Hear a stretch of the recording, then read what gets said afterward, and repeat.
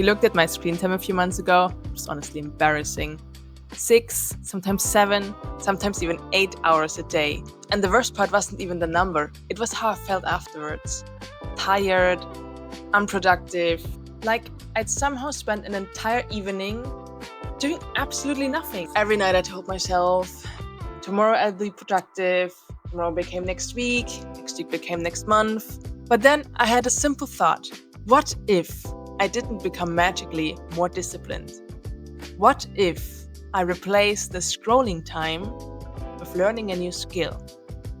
So I picked something up I always wanted to learn, French. So I gave myself a challenge. Go from absolute beginner to B2 in 180 days. Today's day 31, and I think I just finished my A1 course. So, can I actually speak French now? Je m'appelle Mélanie, j'habite à Londres, mais je viens d'Allemagne. Je parle allemand et anglais, et maintenant j'apprends le français. En général, 1 ou 2 heures par jour. J'aime apprendre de nouveaux mots et faire des exercices de grammaire. Le week-end, je regarde les vidéos en français et j'écoute des podcasts faciles. Ce n'est pas toujours facile, mais je continue. J'aime aussi voyager et passer du temps avec mes amis. C'est seulement le début. Rendez-vous à niveau A2.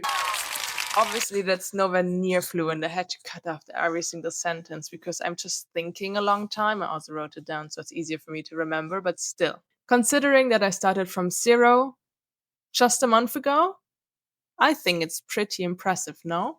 So, the question, how did I do it?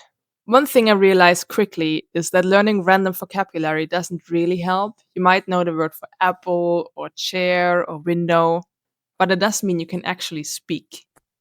Instead, I focused on learning chunks, entire phrases that native speakers actually use. Because when you learn a sentence, you learn the grammar, the vocabulary, and the natural flow of the sentence at the same time. For grammar, I'm using Quizlet. You can write down the vocabulary and you can apply strict grading. So it's helping actually remembering which article, but also which accent, and also just remembering the phrase itself. For the vocabulary, so I wrote down every word in Quizlet and then I reviewed it again and again and again. And honestly, this was sometimes really frustrating because the French love their accents and they also love those letters they just put at the end of the word, which they don't say, but they're still there. For the verbs, I'm using a platform called Conjugimos, which helps me basically conjugate the verbs in different tenses. So far, only no present, but it's still quite important to learn. I also like to use interactive websites to practice things like numbers or listening.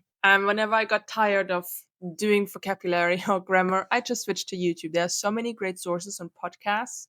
Watching beginner French videos helped me really to understand the pronunciation, but also the rhythm of the language. There isn't really a secret app or a secret method. The biggest difference wasn't what I studied.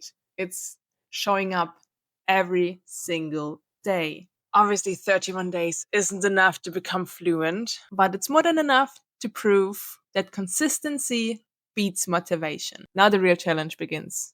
A2. This is where French becomes a bit more complicated, like tenses, grammar, more vocabulary, longer conversations. And there's a lot more opportunities to get confused. Let's see if I can manage it. I'll be posting everyday YouTube shorts. Check it out.